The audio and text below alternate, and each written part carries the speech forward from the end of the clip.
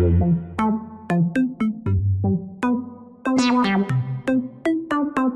tal, DJ Emprendedores? El día de hoy te voy a indicar en este caso cómo podemos recortar imágenes circulares a partir de una que sea cuadricular o rectangular, ya sea para tus posts, redes sociales, web o lo que tú quieras. Para eso damos clic donde dice crear un diseño, luego tamaño personalizado y en la medida vamos a escoger 1080 por 1080 y damos clic en crear un diseño nuevo.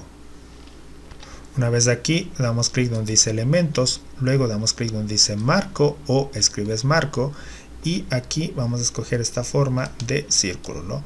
Una vez que ya lo tenemos aquí arrastrado, simplemente extendemos el área que queremos que ocupe, por ejemplo a nivel del lienzo, y yo me puedo quedar ahí, ¿sí? Si quieres puedes reducir un poco más y ya está. Ahora nos vamos a la parte de fotos, puedes subir tus fotos o elegir alguna que tú quieras. A modo de ejemplo voy a escoger esta de aquí y arrastro y suelto, ¿ya? Si yo quiero seleccionar otra parte, digamos, del área, simplemente doy doble clic y mira cómo lo puedo centrar, ¿ya? Y listo, ¿no? Entonces ahí ya lo tenemos y el siguiente paso simplemente sería, esto lo puedes utilizar ya para un post o añadir otra página o simplemente descargarlo.